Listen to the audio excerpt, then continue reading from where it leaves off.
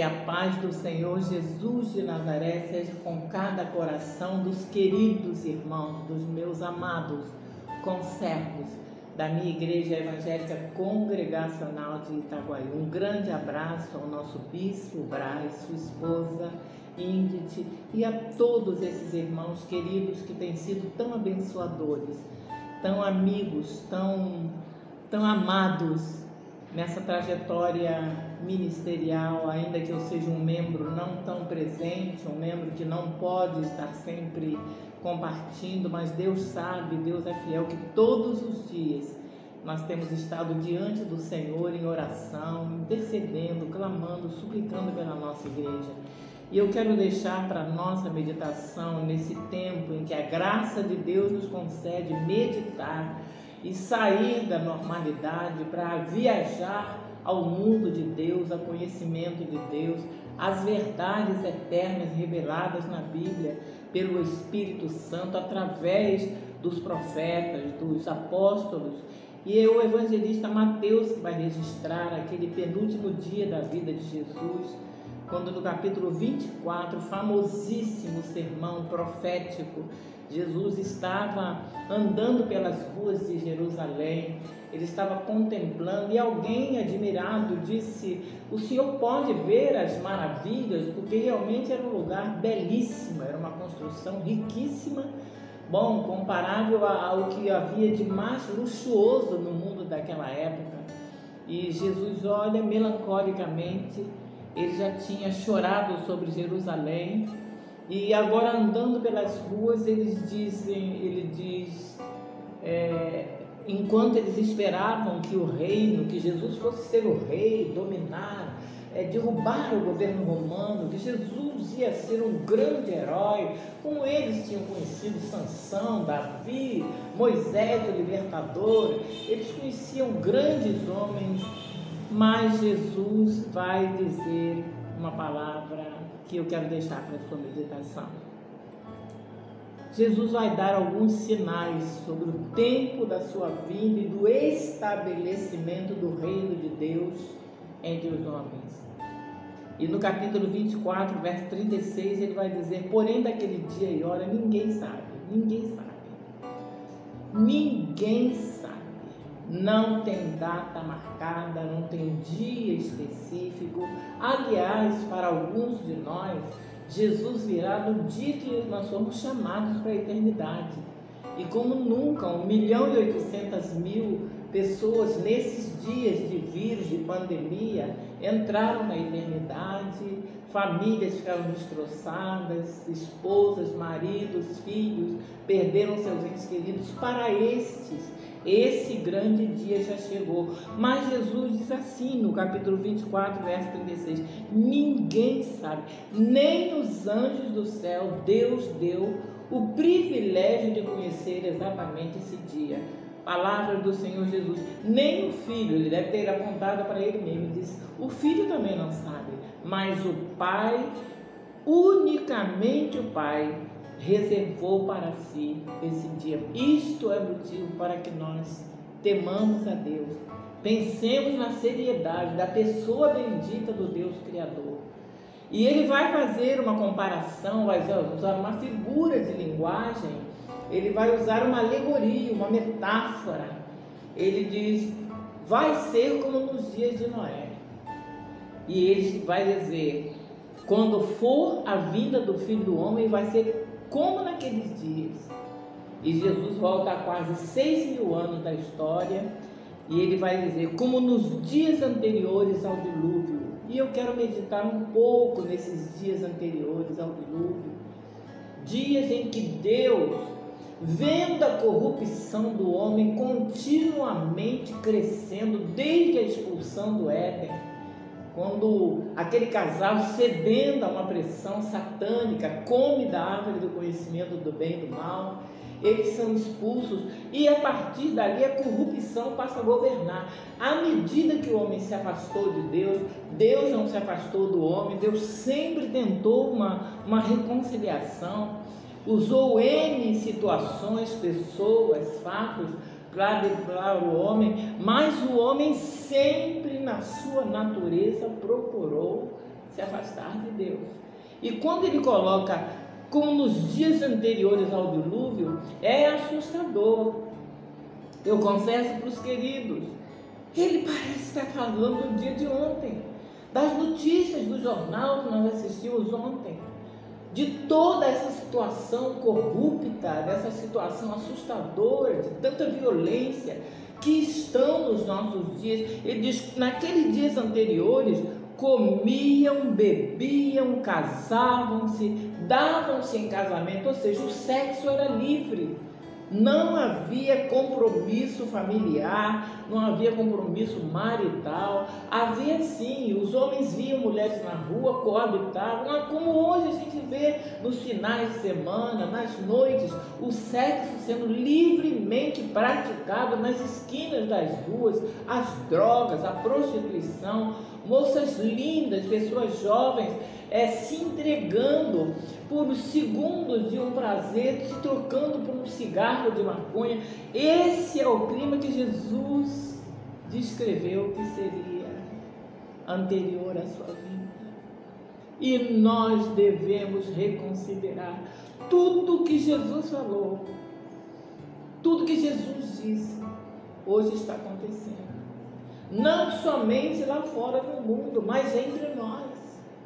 A falta de amor, a frieza, a injustiça, a desigualdade, os extremos que nós percebemos, as traições no meio dos evangélicos, os escândalos religiosos que nós temos visto nos dias anteriores ao dilúvio, era exatamente assim. Os homens só se preocupavam em comer. Há poucos dias, um querido que partiu para a eternidade, eu lembro que eu fiquei chocada. Nós estávamos no meio de um culto e ele disse: quando acabar essa pandemia, nós vamos fazer um grande churrasco. Quem pode garantir no meio de um clima apocalíptico, escatológico, como esse que nós estamos vivendo, tempos do fim, quem pode garantir se amanhã eu vou poder comer um churrasco? Se eu vou poder sair daquela piscina onde eu estou me divertindo, daquela praia, se eu vou poder sair daquele cinema, daquele shopping. E quantos milhares de irmãos hoje não estão vivendo como nos dias de Noé, só preocupados com festas, reuniões sociais, casar, dar-se em casamento, porque hoje o amor é livre, está liberado. O amor hoje não é aquele amor bíblico do respeito, o amor do companheirismo, não é mais o ágape que Deus ensinou. O amor hoje é ter sexo, fulano fez amor com fulano, e a palavra de Deus continua dizendo: davam-se em casamento, até que Noé entrou na arca. E eu creio de todo o coração, digo a todos os queridos que possam me ouvir, atentemos, cuidemos. A arca de Deus se chama Jesus, ela está pronta. Naqueles dias todos os homens escarneciam enquanto a mensagem que Deus havia entregue a Noé. Eles diziam: esse senhor está louco, como construir um barco desse tamanho, de 3 andares, com essa dimensão? Isso nunca vai acontecer. Quantas pessoas vivendo hoje dentro das igrejas, que se dizem evangélicas, não estão acreditando que no abrir e fechar de olhos, a Bíblia vai ter o seu epílogo. Ó Jesus, que Deus tenha misericórdia de nós, que Deus nos ajude. Até o dia que Noé entrou na arca, Deus vai levar o seu povo uma hora dessa. A Bíblia diz que vai ser no abrir e piscar de olhos. Dá uma piscada aí nos seus olhos agora, para você ver o tempo que Deus vai usar, que Deus precisa para arrebatar milhões e milhões nos 4 cantos do planeta.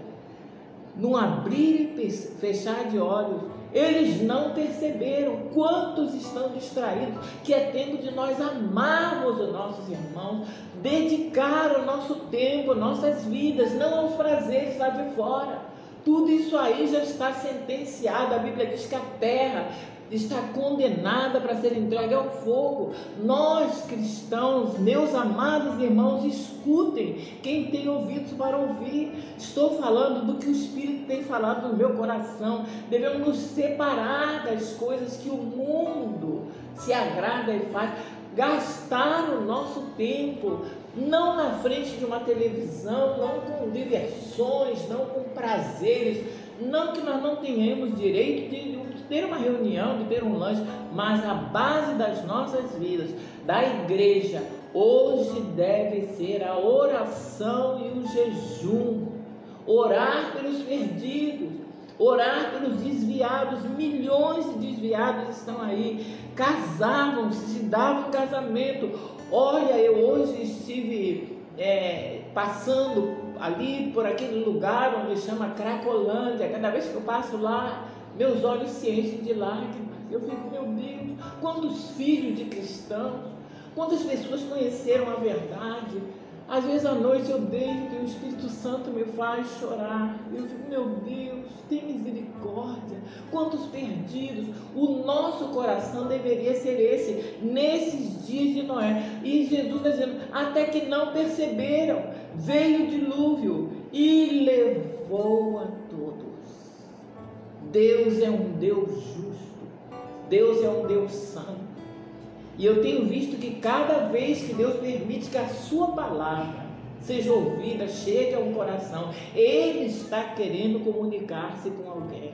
E Deus está querendo se comunicar contigo nesta manhã, nesta hora, onde você estiver. Como nos dias de Noé, não perceberam. E Jesus vai dando mais dicas. Haverão 2 no campo, haverão 2 moendo, haverão 2 numa cama. E sabe o que isso está dizendo? O que Jesus quis dizer? Meus irmãos, atentemos com diligência para as coisas que nós temos ouvido, para que não sejamos pegos desapercebidos. O que Jesus está dizendo aqui é que metade da igreja não vai subir.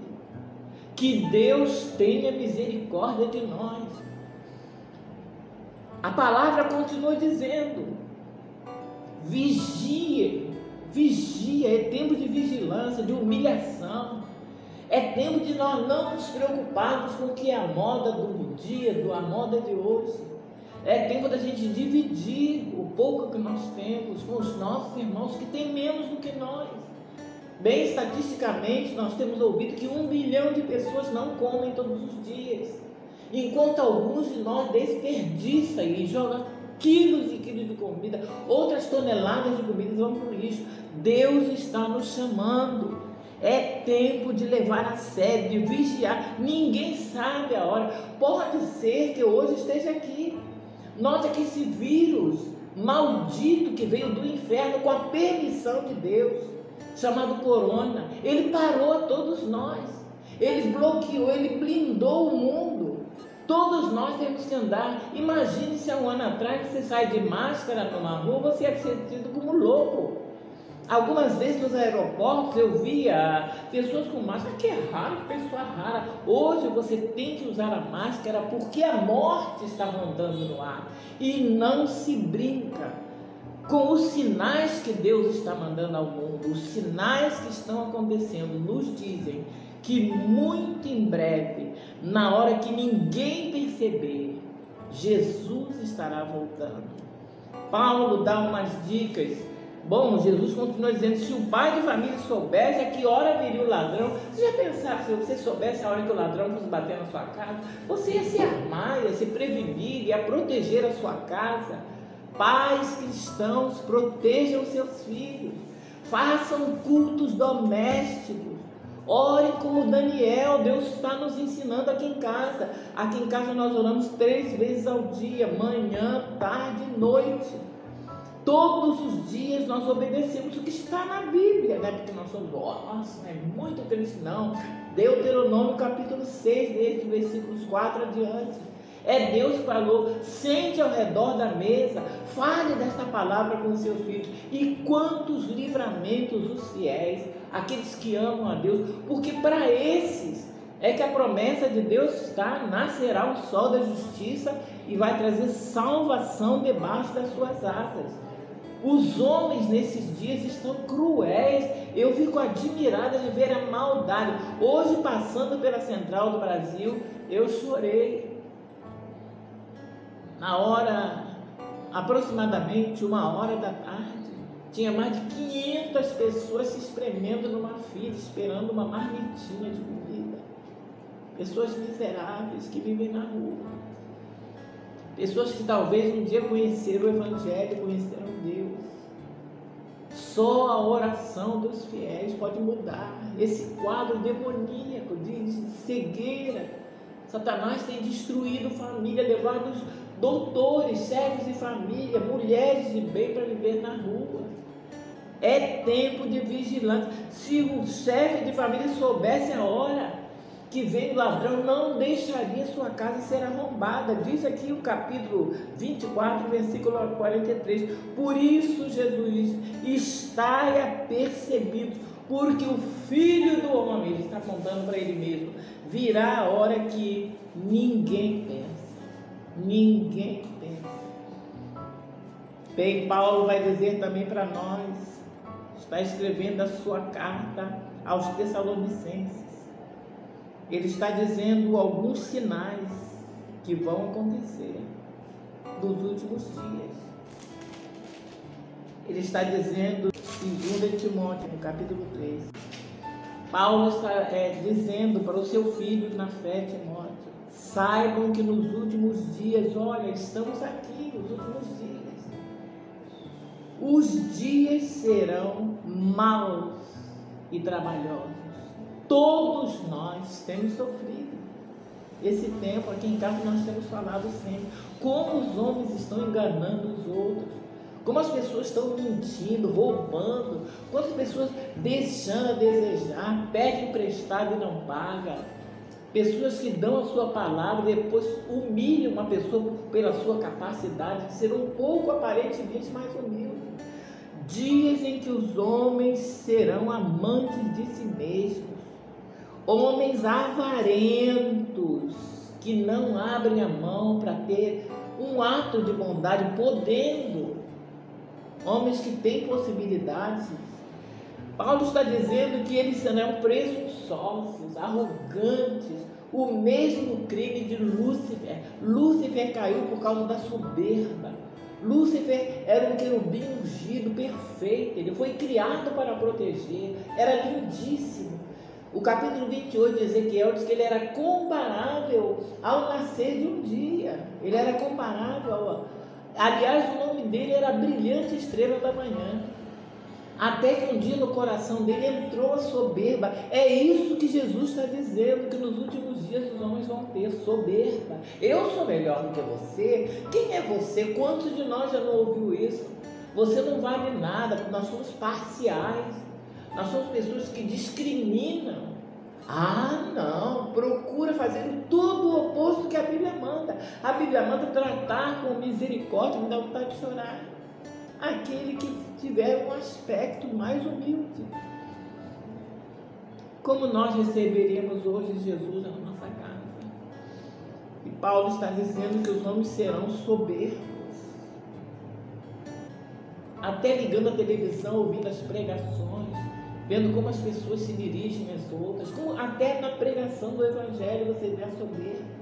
Que os homens serão desobedientes a pais e a mães. Quantos homicídios, quantos filhos matando os pais, matando para ficar com a casa do pai, matando para ficar com a herança da mãe, avós morrendo, dormindo, vem dar uma machadada. Meu Deus, olha a Bíblia se cumprindo. A Bíblia diz que serão profanos, ingratos. Meu Deus, como nós temos vivido isso. Pessoas que deveriam ser amigos, muito obrigado, porque você um dia me ajudou. Pessoas que passam hoje por você na rua, nem olha, nem te conhece. Lamentavelmente eu tenho vivido muito isso, para a glória de Deus o Pai.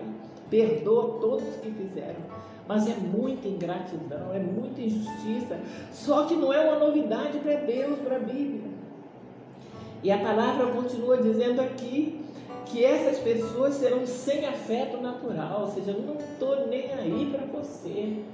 Pessoas que não se importam em refazer uma amizade, refazer uma comunhão, dizer, porque somos humanos, somos limitados, somos passíveis de cometer erros, ou me desculpa meu irmão, me perdoa, eu naquele dia eu não fui bem, mas os homens estão irreconciliáveis.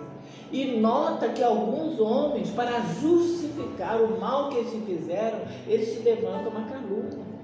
Há pouco tempo alguém que nos enganou aqui em casa muito, foi um engano grande. Ele foi a outra pessoa e disse assim, não, ela é má pagadora. Já viu como é que ela é ruim de pagamento? E a pessoa veio me contar e disse assim, eu defendi a senhora e não era cristão. Ele disse, eu te defendi. Eu falei, não, aquela dona ali não. Aquela dona ali, ela é uma pessoa muito justa, eu tenho visto que ela é muito reta no que ela faz.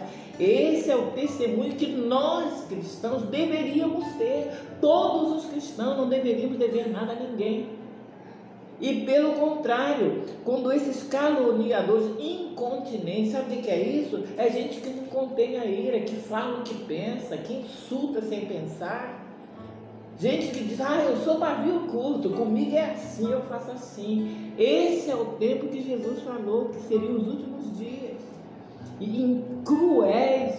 Você tem visto como as pessoas estão frias, estão mais. E eu não estou falando porque a Bíblia não está escrita para o mundo, a Bíblia está escrita para os crentes. Paulo está escrevendo a Timóteo, Jesus falou, andando pelas ruas de Jerusalém, aos discípulos, não falou com a multidão toda. Isso é para nós, para que nós atentemos, tomemos cuidado, sem amor para com os bons. Isso é Deus falando. Como o coração de Deus deve sofrer.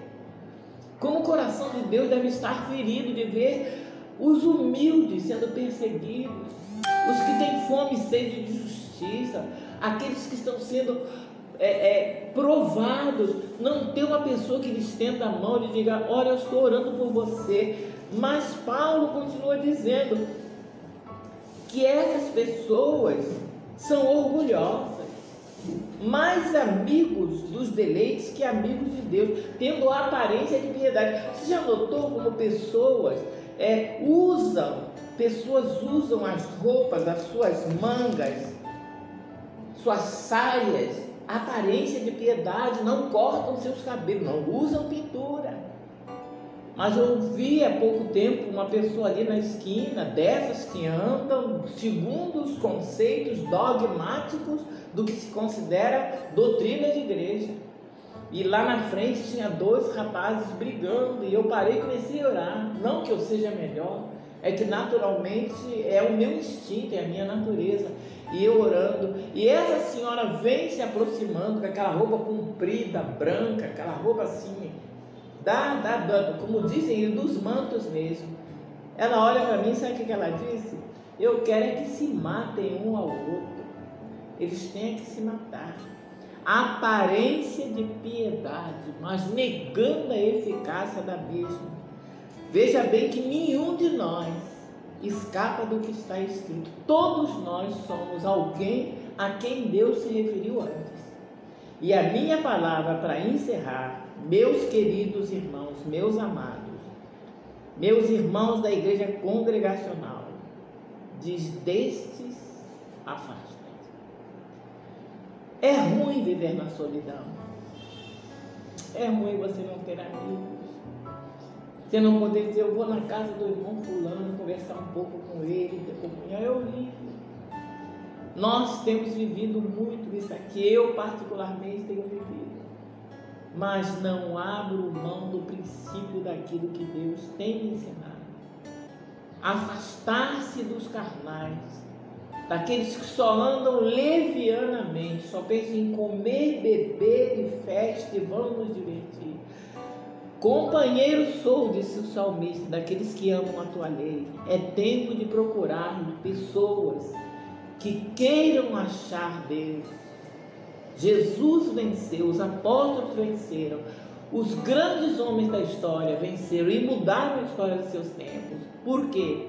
Porque eles passaram horas, passavam tempo diante de Deus, se humilhando, e Deus interferiu na história. Nós temos vivido muito de perto, por misericórdia de Deus, e me dá vontade de chorar.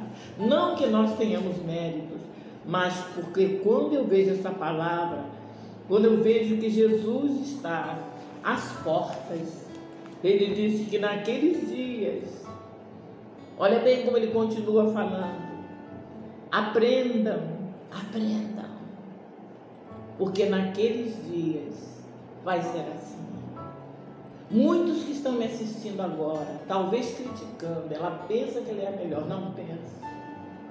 Eu tenho sido esclarecida pelo Espírito Santo e eu quero Deus. Eu não sei você, o que você quer. Eu não estou brincando de cristianismo.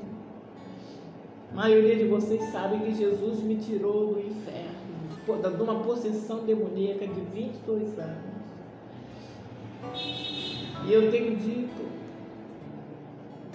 eu não quero voltar para o inferno.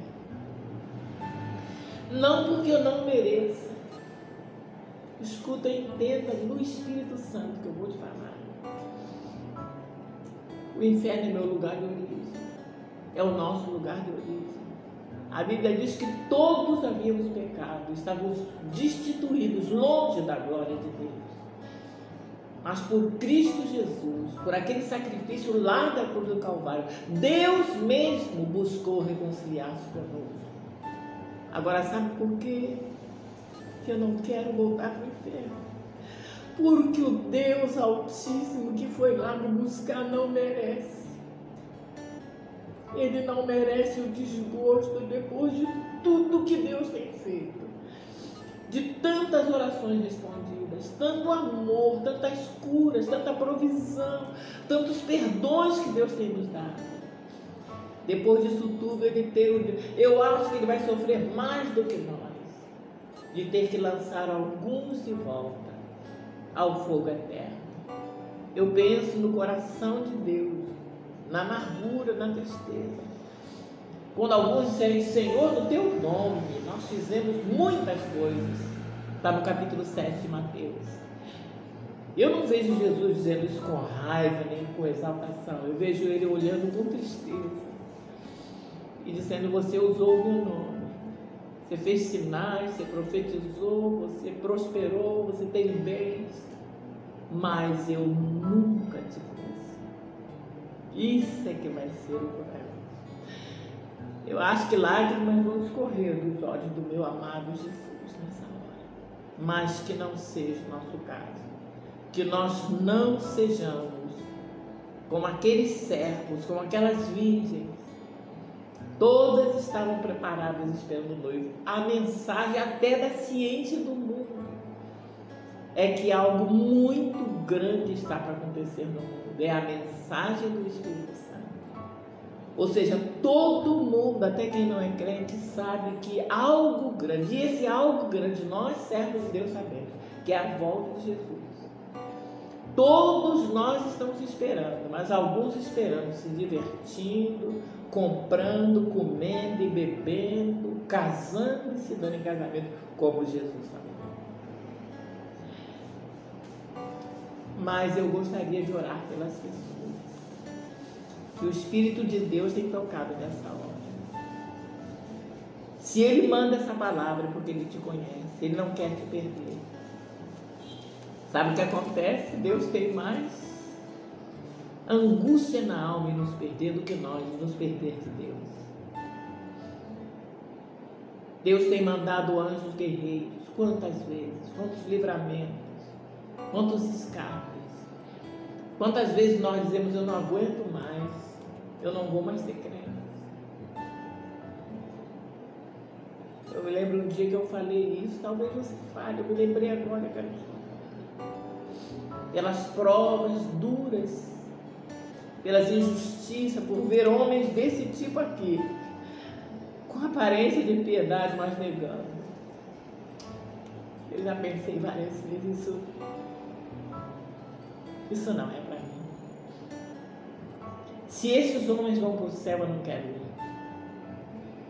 Não é que eu vou viver com uns homens tão miseráveis como eles, tão cruéis, tão arrogantes, tão soberbos. E sabe, naquele dia eu dobrei o joelho e chorei. Falei, Deus, eu acho que o céu não é para mim. Talvez você tenha dito isso na hora da sua angústia. Eu já falei isso. E foi nesse dia que o apaixonado, o enamorado Deus, essa pessoa bendita que deixou esse livro todo revelado para nós, que usou centenas de homens e mulheres. Aliás, no capítulo 43 de Isaías, ele disse: dei povos por ti, nações pelo teu resgate. Milhares de homens e mulheres morreram para que o Evangelho chegasse até a nós, para que nós pudéssemos ser cristãos. Mas eu estava ali chorando, dizendo: eu não aguento, eu não vou aguentar. E nesse dia, pela primeira vez, eu vi que alguém estava do meu lado direito. E esse alguém não falava nada. Alguém estava intercedendo por mim, estava do lado direito. Sabe, se alguém gemia. Era como se fosse uma dor insuportável. Uma dor sem palavras. Esse alguém gemia, ele gemia. E a palavra de Deus diz que nós nem sabemos orar.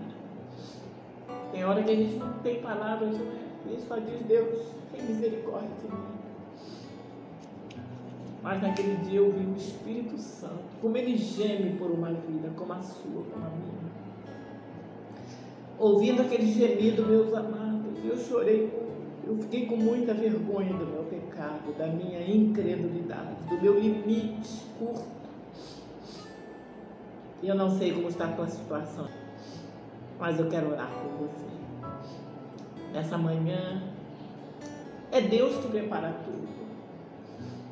Eu perguntava a Deus: falar o que para os meus irmãos?